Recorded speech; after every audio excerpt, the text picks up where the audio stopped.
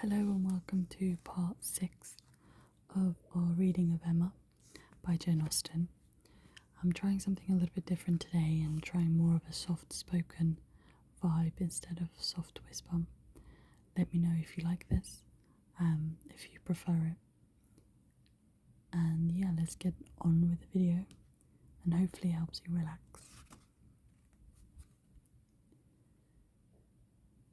There is so pointed and so particular a meaning in this compliment, said she, that I cannot have a moment's doubt as to Mr. Elton's intentions. You are his object, and you will soon receive the completest proof of it. I thought it must be so. I thought I could not be so deceived, but how? It is clear. The state of his mind is as clear and decided as my wishes on the subject have ever been since I knew you. Yes, Harriet, just so long have I been wanting the very circumstance to happen which has happened. I could never tell whether an attachment between you and Mr. Elton were most desirable or most natural. In probability and its eligibility have really so equalled each other. I am very happy. I congratulate you, my dear Harriet, with all my heart. This is an attachment which a woman may feel pride in creating. This is a connection which offers nothing but good. It will give you everything that you want: consideration, independence, a proper home. It will fix you in the centre of all your real friends, close to Hartfield and to me, and to confirm our intimacy forever. This, Harriet, is an alliance which can never raise a blush in either of us. Dear Miss Woodhouse, was all that Harriet, with many tender embraces, could articulate at first. But when they did arrive at something more like conversation, it was sufficiently clear to her friend that she saw, felt, anticipated, and remembered just as she ought. Mr. Elton's superiority had very ample acknowledgment. Whatever you say is always right, cried Harriet, and therefore I suppose and believe and hope it must be so. But otherwise I could not have imagined it. It is so much beyond anything I deserve. Mr. Elton, who might marry anybody, there cannot be two opinions about him. He is so very superior. Only think of those sweet verses. To Miss. Dear me, how clever. Could it be really meant for me? I cannot make a question, or listen to a question about that. It is a certainty. Receive it on my judgment. It is a sort of prologue to the play, a motto to the chapter, and will be soon followed by a matter-of-fact prose. It is a sort of thing which nobody could have expected, I am sure. A month ago I had no more idea myself. Oh, the strangest things do take place. When Miss Smiths and Mr. Elton get acquainted, they do indeed, and really it is strange, it is out of the common course, that what is so evidently, so palpably desirable, what courts the pre-arrangement of other people, should so immediately shape itself into the proper form. You and Mr. Elton are by this situation called together. You belong to one another by every circumstance of your respective homes. Your marrying will be equal to the match of Randall's.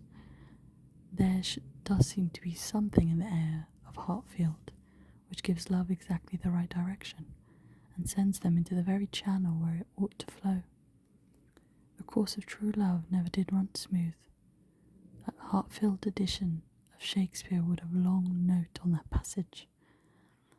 That Mr. Elton should really be in love with me, of all people, who did not know him, to speak to him a Michaelmas, and he the very handsomest man that ever was, and a man that everybody looks up to, quite like Mr. Knightley.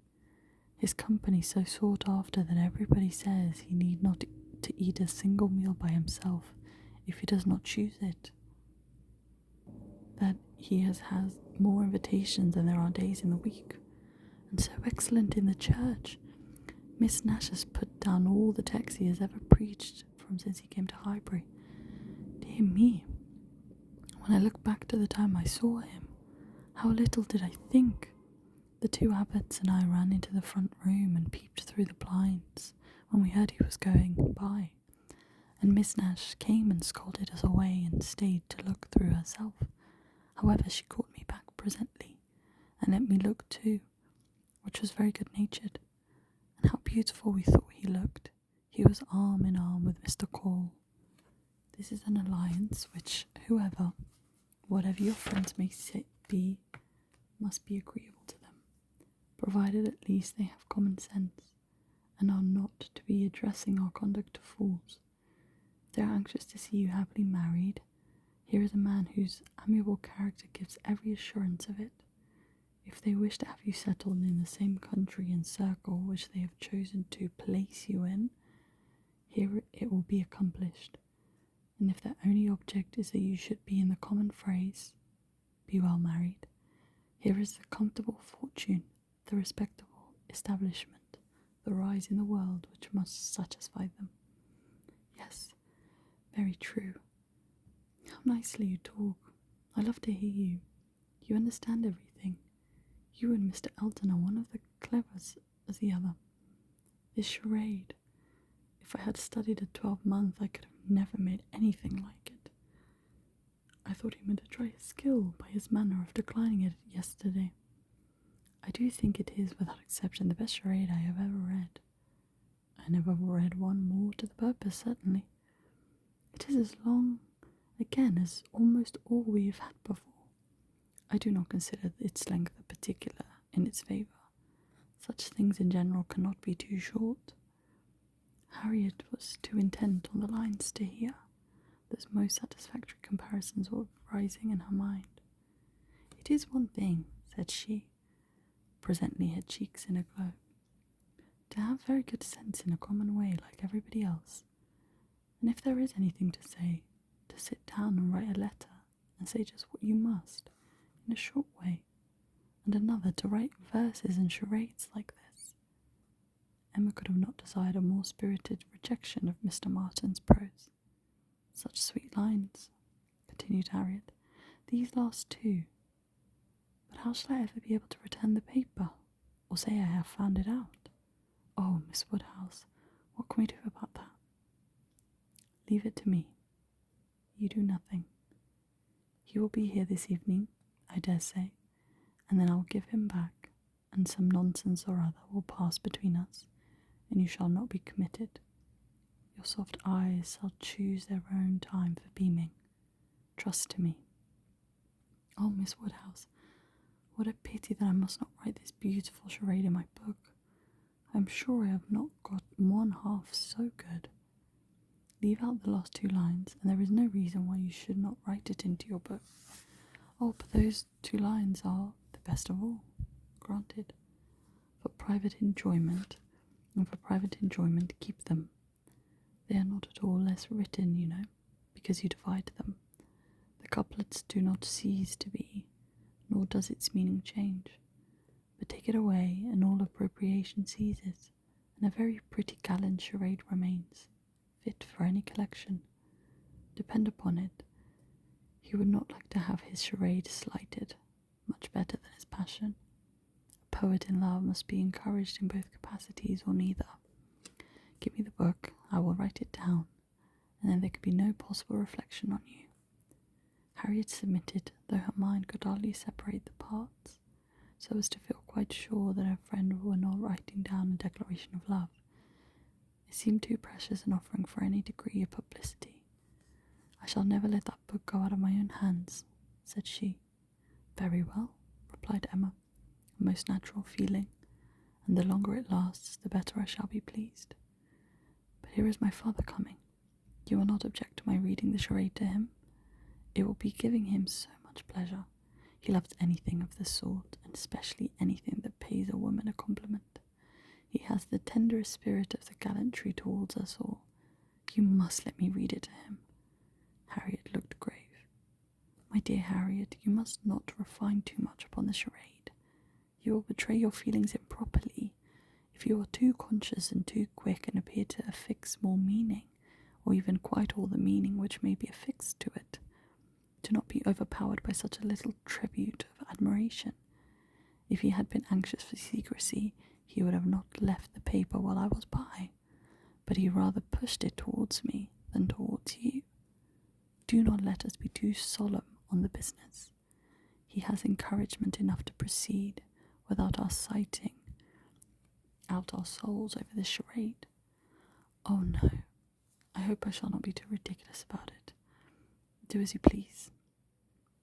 Mr. Woodhouse came in, and very soon led to the subject again, by the reoccurrence of his very frequent inquiry of, "Well, my dears, how does your book go on?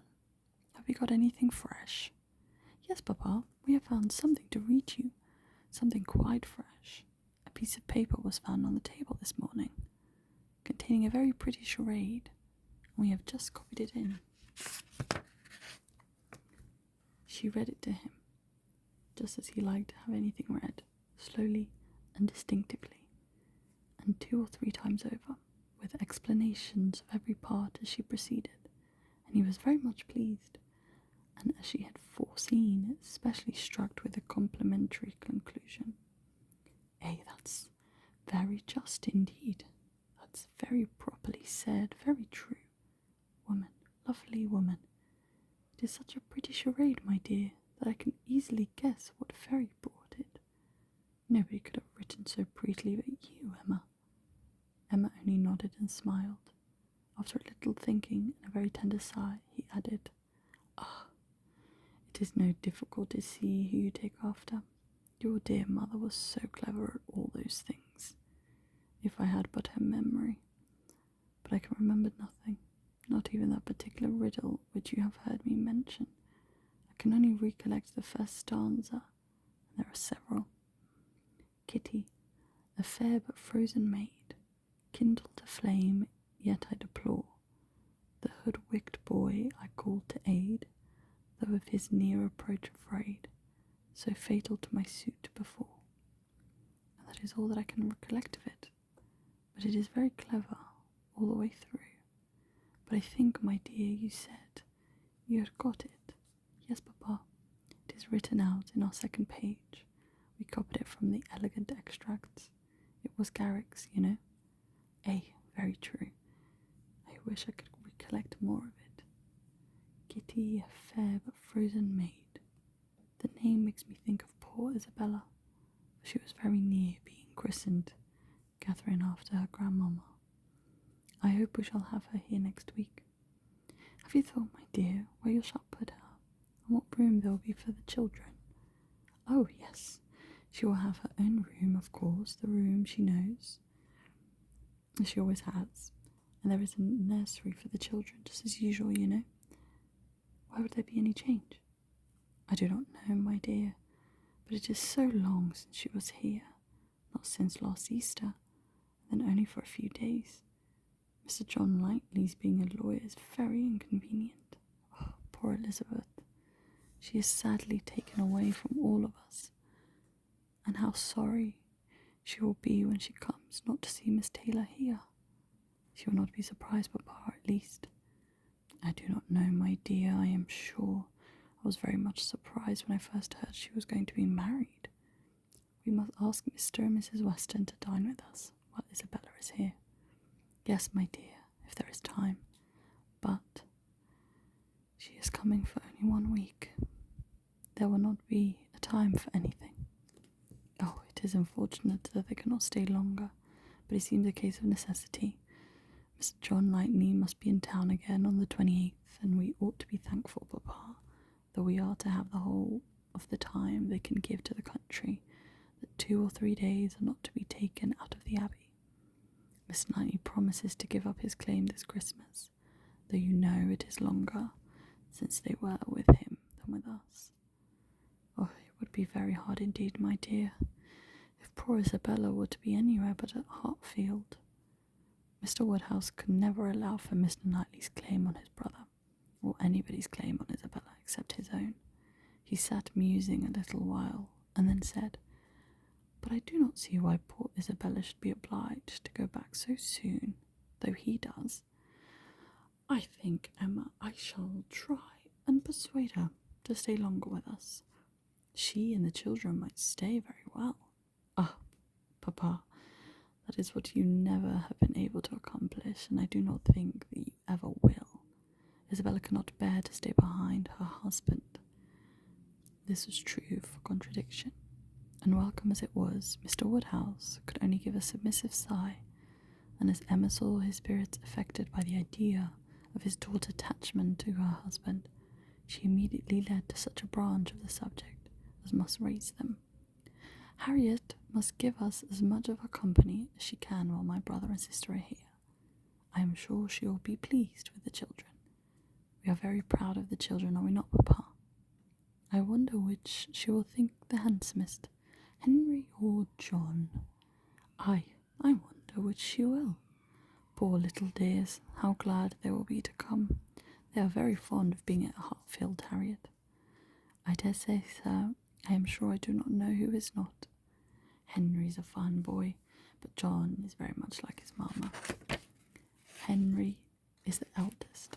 He was named after me, not after his father. John, the second, is named after his father.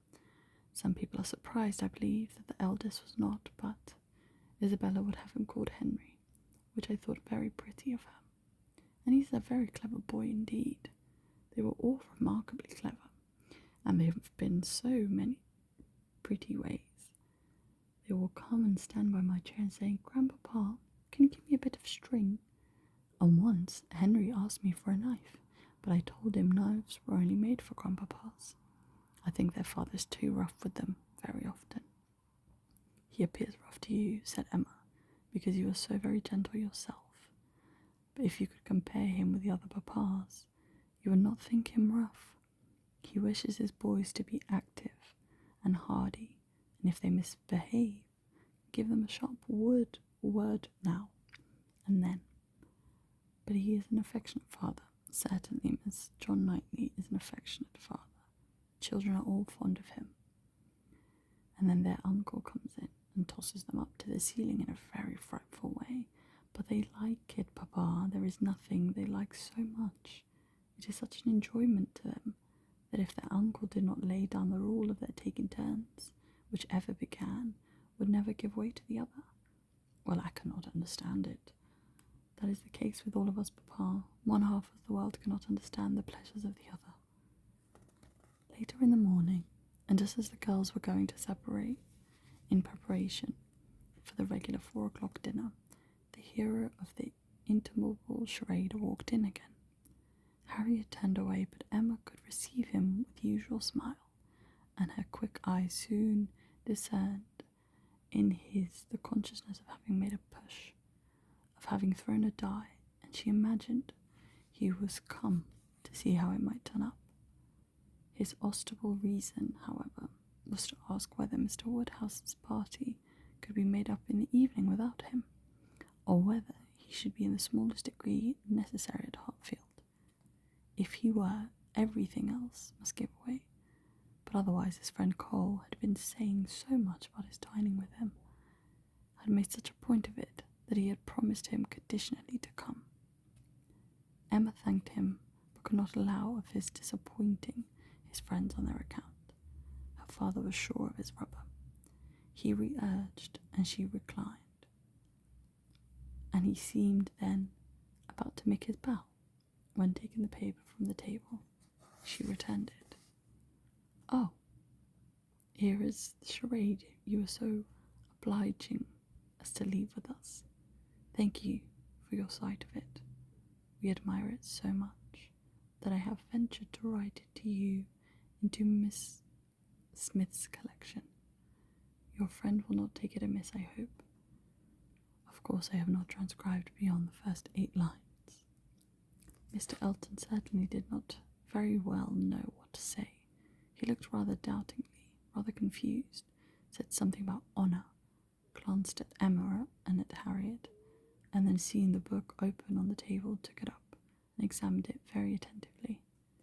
With the view of passing off an awkward moment, Emma smilingly said, "You must make my apologies to your friend, but so good a charade must not be confined to 1 or 2. He may be sure of every woman's approbation while he writes with such gallantry." "I have no hesitation in saying," replied Mr. Elton, though hesitating a good deal while he spoke. I have no hesitation in saying, at least if my friend feels at all as I do, I have not the smallest doubt that, could he see his little effusion honoured as I see it, he would consider it as the proudest moment of his life. After this speech, he was gone as soon as possible. Emma could not think it so soon, for with all his good and agreeable qualities, there was sort of a parade in his speeches, which was very apt to incline her to laugh. She ran away to indulge him in the inclination, leaving the tender and sublime of pleasure to Harriet's share. Though now the middle of December, there had yet been no weather to prevent the young ladies from tolerably regular exercise, and on the morrow Emma had a charitable visit to pay to a poor sick family, who lived a little way out of Highbury. Their road to this detached cottage was down Vicarage Lane, a lane leading at right angles from the broad, though irregular, main street of the place, and, as may be inferred, containing the blessed abode of Mr. Elton. Few inferior dwellings were first to be passed, and then about a quarter of a mile down the lane rose the vicarage, an old and not very good house, almost as close to the road as it could be.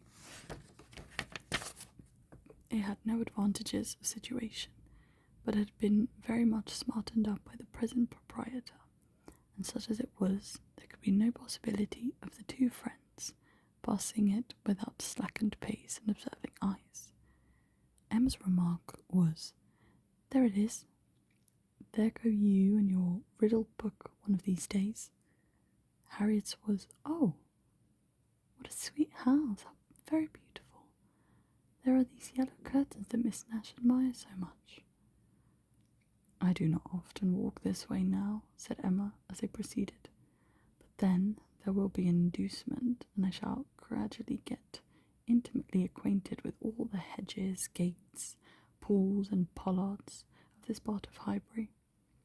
Harriet, she found, had never in her life been within the side of the vicarage, and her curiosity to see it was so extreme that, considering exteriors and probabilities, Emma could only class it as a proof of love, with Mr. Elton seeing ready wit in her. "I wish we could contrive it," said she, "but I cannot think of any tolerable pretence for going in. No servant that I want to inquire about of this housekeeper, no message from my father." She pondered, but couldn't think of nothing. After a mutual silence of some minutes, Harriet thus began again. "I do so wonder, Miss Woodhouse, that you should not be married, or going to be married, so charming as you are." Emma laughed and replied, "My being charming, Harriet, is not quite enough to induce me to marry. I must find other people charming, one other person at least, and I am not only not going to be married at present, but I have very little intention of ever marrying at all." "Ah, so you say, but I cannot believe it. I must see somebody very superior to anyone I have seen yet, to be tempted.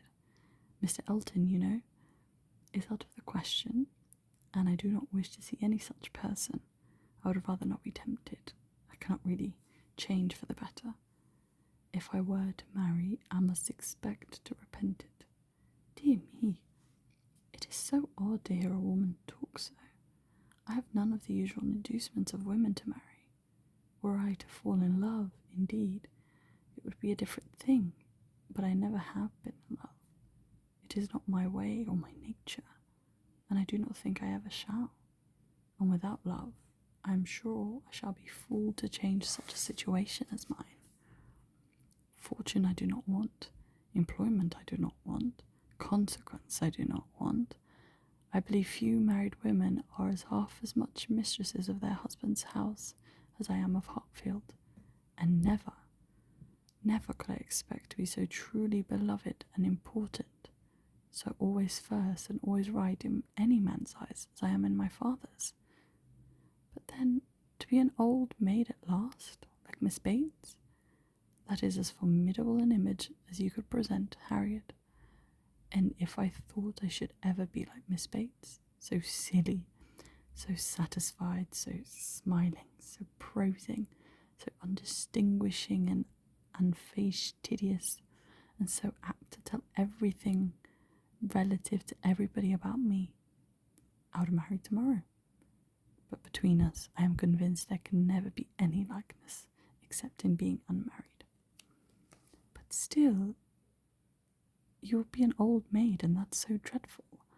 Never mind, Harriet, I shall not be poor old maid, and it is poverty only which makes celibacy contemptible to a generous public. A single woman with very much narrow income must be a ridiculous, disagreeable old maid, the proper sport of boys and girls, but a single woman of good fortune is always respectable, and may be as sensible and pleasant as anybody else. And the distinction is not quite so much against the candour and the common sense of the world as appears at first, for very narrow income has a tendency to contract the mind and sour the temper. Those who can barely live, and who live perforce in a very small and generally very inferior society, may well be liberal and cross. This does not apply, however, to Miss Bates. She is only too good-natured and too silly to suit me. But in general, she is much to the taste of everybody, though single and though poor. Poverty certainly has not concentrated her mind. I really believe if she had only a shilling in the world, she would be very likely to give away sixpence of it, and nobody's afraid of her. That is a great charm. Dear me, but how shall you do? How shall you employ yourself when you grow old? If I know myself, Harriet, mine is as active, busy mind with a great many independent resources, and I do not perceive why I should be more in want of employment at 40 or 50 than 21. Women's usual occupation of eye and hand and mind will be as open to me then as they are now, and with no important variation. If I draw less, I shall read more. If I give up music, I shall take to carpet work. And as for objects of interest, objects for the affections, which is, in truth, a great point of inferiority, the want of which is really the great evil to be avoided, is not marrying. I shall be very well off with all the children of a sister I love so much to care about. There will be enough of them, in all probability, to supply every sort of sensation that declining life can need. There will be enough for every hope and every fear, and though my attachment to none can equal that of a parent, it suits my ideas of comfort better than what is warmer and blinder, my nephews and nieces. I shall often have a niece with me. Do you know Miss Bates' niece? That is, I know you must have seen her 100 times, but are you acquainted? Oh yes, we are always forced to be acquainted whenever she comes to Highbury. By the by, that is almost enough to put one out of conceit with a niece. Heaven forbid, at least, that I should ever bore people half so much about all the Knightleys together, as she does about Jane Fairfax. One is sick to the very name of Jane Fairfax. Every letter from her is read 40 times over. Her compliments to all her friends go round and round again, and if she does but send her aunt the pattern of a stomacher, or a knit, or a pair of garters for her grandmother, one hears of nothing else for a month. I wish Jane Fairfax very well, but she tires me to death.